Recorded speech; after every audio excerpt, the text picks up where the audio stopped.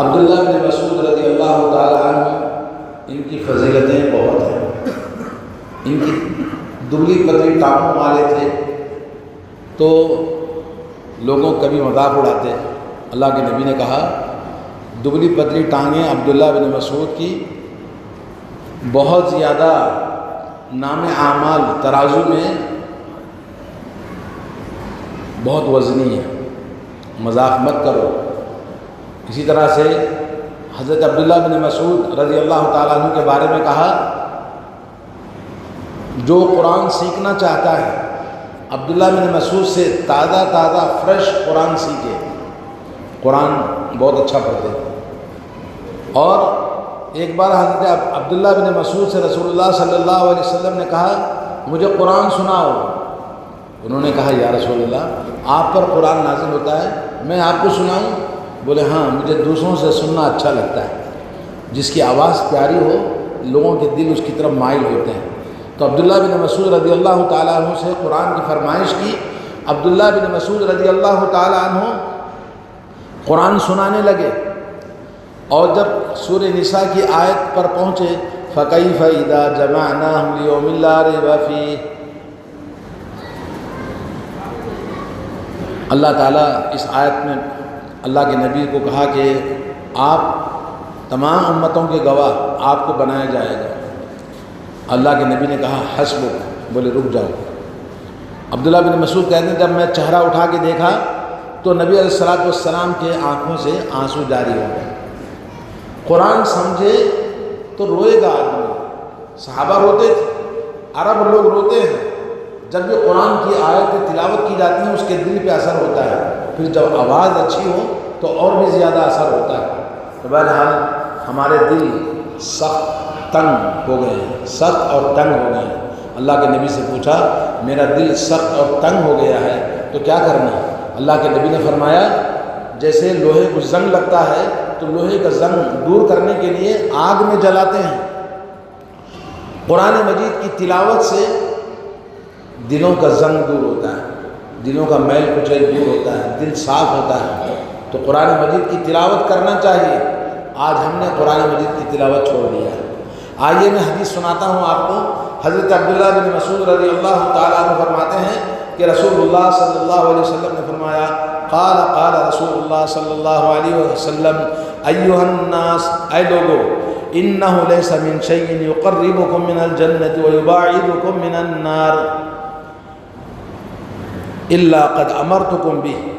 اے لوگو، ہر وہ چیز جو تمہیں قریب کرتی ہے جنت سے اور تمہیں جہنم سے دور کر دے، مگر میں نے تم کو پوری طرح سے رہنمائی کر دیا ہے. میں نے اس کو حکم دیا ہے کہ جنت والے کام کرو اور جہنم والے کاموں سے پوری طرح سے 100% آپ کو بچنا ہے. میں نے بتا دیا. اور فرمایا وَإِنَّهُ لَيْسَ شَيْءٌ، کوئی چیز ایسی میں نے نہیں چھوڑی ہے یقربکم من النار، جو جہنم سے تم کو قریب لے جائے، ویباعدکم من الجنہ، اور جنت سے تم کو دور کر دے، الا قد نہیتکم عنہ، مگر میں نے تم کو پوری طرح سے منع کر دیا ہے. جہنم کے قریب مت جاؤ، کوئی بھی کام ایسا نہ کرے جو آپ کو جہنم میں لے جائے. اللہ کے نبی صلی اللہ علیہ وسلم نے اپنی امت کو بتا دیا ہے اور بتا بھی دیا. الا، خبردار، سنو میری بات. وَإِنَّ روح الامین، روح امین. روح امین کون ہے؟ جبریل علیہ السلام. روح الامین میرے پاس آئے، وَنَفَثَ فِي رُوعِي، میرے جسم میں انہوں نے علم ڈالا، پھونکا. میرے علم میں، میرے روح میں، میرے جسم میں، میرے دل میں یہ بات ڈالی. کون؟ جبریل علیہ السلام. کیا بات ڈالی؟ ابھی آپ کو وہی بات سمجھنا ہے. فرمایا انہ لیس من نفس تموت حتی تستوی رزقها، کوئی بھی انسان اس وقت تک موت نہیں آتی جب تک کہ پوری طرح سے اس کے مقدر کا رزق نہ کھا لے. رزق کھانا، پانی، روزی روٹی جو بھی آپ کے مقدر میں ہے پوری طرح سے صاف نہیں ہوتا، پائی تب تک موت نہیں آتی. موت نہیں آتی، یہ اللہ تعالیٰ کا فیصلہ ہے۔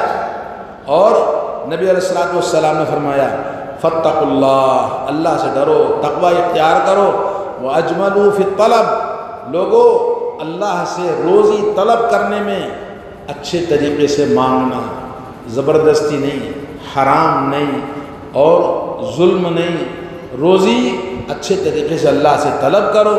ولا یحملنکم استبطاء الرزق، اور کبھی ایسا ہوتا ہے وقت پر روزی تمہیں نہیں ملتی ہے، روزی نہ ملنے کی وجہ سے، دیر سے آنے کی وجہ سے، ان تطلبوہ بمعاصی اللہ، اللہ تعالیٰ کے گناہوں نافرمانیوں کے ذریعے، ظلم کے ذریعے روزی کو تم حاصل کرنے میں جلد بازی کرو حرام طریقے سے۔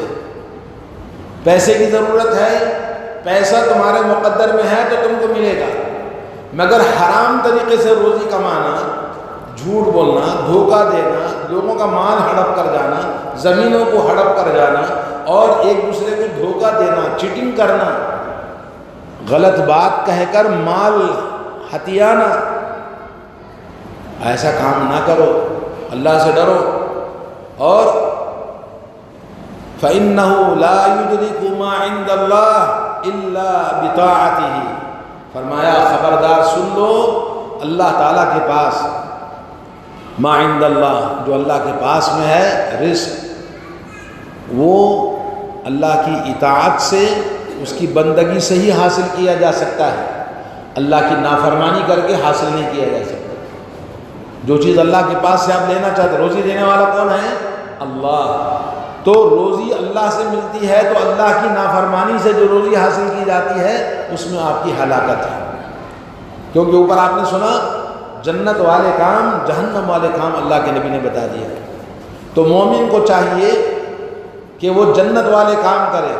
حدیث کے اور الفاظ بتاؤں گا میں آپ کو، یہ حدیث امام بہقی نے روایت کیا ہے سنن شعب الایمان میں، اور یہ حدیث عبداللہ بن مسعود کے علاوہ دوسرے صحابہ نے بھی روایت کیا ہے، جیسے حضرت حذیفہ بن یمان رضی اللہ تعالیٰ عنہ روایت کرتے ہیں، اور اس حدیث کو امام البانی نے حسن صحیح کہا ہے۔ اور اس کے اندر اللہ عز و جل نے بتا دیا ہمیں محمد صلی اللہ علیہ وسلم کے ذریعے جنت والا راستہ اور جہنم والا راستہ، دو ہی راستے ہیں، تیسرا نہیں ہے، مرد ہے یا عورت ہے، دن ہے یا رات ہے، اچھا یا برا ہے، جنت اور جہنم، تیسرا کوئی راستہ نہیں۔ اس لیے جنت والے راستے پہ چلنا ہے، مومن ہے، ایمان والا ہے، مسلمان ہے تو کوشش کرے ہمیشہ جنت والے راستے پہ چلے، اور جہنم والا راستہ لے کر ادھر سے ادھر سے منہ مارنا، اپنے آپ کو جہنم پر چلانا، اس سے احتیاط کرے جو ایمان کا دعویٰ کرتا ہے۔ اور اللہ کے نبی صلی اللہ علیہ وسلم نے بتا دیا کہ رزق ہر ایک کا مقدر میں لکھا جا چکا ہے۔ یہ رزق کا پیالہ ہے، آپ اس کو پانی میں ڈبوئیں، باڑی میں ڈبو، سمندر میں ڈبو، کہیں بھی ڈبوئیں، آپ کو اتنا ہی پانی آئے گا جتنا آپ کی بالٹی ہے، جتنا آپ کا پیالہ ہے، اس سے زیادہ کہیں بھی آپ ڈبونے سے زیادہ نہیں آتا ہے۔ سعودیہ کو جاؤ، ہندوستان میں رہو، اتنی ہی بھی روزی ملنی ہے جتنا آپ کو کھانا ہے۔ اور اس حدیث سے بھی معلوم ہوا کہ موت اور انسان کی روزی، ایک اور حدیث میں ہے اللہ تعالیٰ نے انسان کی زندگی اور موت اور رزق تقسیم کر دیا ہے۔ موت اس وقت تک نہیں آتی جب تک کہ اللہ تبارک و تعالیٰ کی مقرر کردہ تقدیر کے مطابق اس کا وقت ختم نہ ہو جائے۔ نام بہانہ ہے کورونا، بہانہ ہے ایکسیڈنٹ، بہانہ ہے بیماری، بہانہ ہے فلاں فلاں، لیکن موت ایمان ہمارا ہے کہ تقدیر میں جتنی اللہ نے زندگی لکھی ہے اس سے زیادہ کوئی نہیں جیتا۔ اذا جاء اجلهم فلا يستأخرون ساعة ولا يستقدمون، جب موت کا وقت آتا ہے ایک لمحہ آگے نہیں، ایک لمحہ پیچھے نہیں۔ اس لیے موت، جوانی، بڑھاپا، بچپن کوئی قید نہیں ہے، اللہ نے جس کو جتنا لکھا ہے اتنا لکھے، آدمی زندہ رہے گا۔ تو آدمی کو چاہیے کہ ہمیشہ اپنی موت سے آگاہ رہے اور ایسا کام نہ کرے جو اللہ کے پاس اس کو جنت سے نکال کر جہنم میں لے جائے۔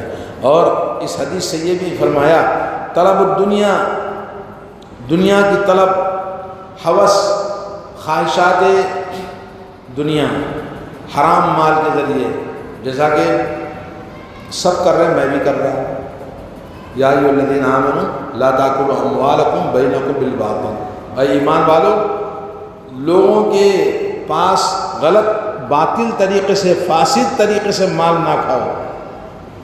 آج مال کا فتنہ، لوگوں کے اندر تمیز ختم ہو گئی ہے، حلال و حرام کی تمیز کے بغیر افراط اور تفریط، جیسے چاہے ہر آیت در گھسیٹ ہم باشد یا کبیر، جیسے بھی ہو سب مال سمیٹنے کی ہوس، مگر یہ چیز اس کے لیے بڑا خطرہ ہے، بڑی بربادی ہے، بڑا نقصان ہے۔ اللہ تعالیٰ سے ڈرنا چاہیے اور اپنے آپ کو بچانا چاہیے۔ حضرت جابر رضی اللہ تعالیٰ عنہ سے بھی حدیث مروی ہے، کہتے ہیں خذوا ما حل ودعوا ما حرم۔ ایک حدیث اور ہے، اللہ کے نبی صلی اللہ علیہ وسلم فرماتے ہیں ما حل، جو حلال ہے اس کو لے لو اور جو حرام ہے اس کو چھوڑ دو۔ تو آدمی کو چاہیے کہ حلال ہمیشہ اپنی زندگی میں اللہ سے دعا کرے، اللہم انی اسألک من فضلک، اللہم اکفینی بحلالک عن حرامک واغنینی بفضلک عمن سواک، ہمیشہ دعا کرتے ہیں، ہر نماز کے بعد دعا کرتے ہیں۔ تو آدمی رزق حلال کی کوشش کرے۔ اللہ کے نبی صلی اللہ علیہ وسلم سے حضرت سعد بن وقاص رضی اللہ تعالیٰ عنہ کہتے ہیں یا رسول اللہ آپ میرے لیے دعا کریں کہ میں دعا مانگوں تو میری دعا قبول ہو جائے۔ اللہ کے نبی صلی اللہ علیہ وسلم نے فرمایا اتم مطعمک، اپنے رزق کو حلال کرو تمہاری دعا قبول ہو جائے۔ اور اللہ کے نبی صلی اللہ علیہ وسلم نے فرمایا مأکلہ حرام، کھانا حرام کا، مشربہ حرام، پینا حرام کا، ملبسہ حرام، حرام کپڑے پہنتا ہے، وغذی بالحرام، اس کے اندر حرام غذا ڈالی گئی ہے، انا یستجاب لذلک، کہاں سے دعا قبول ہوگی؟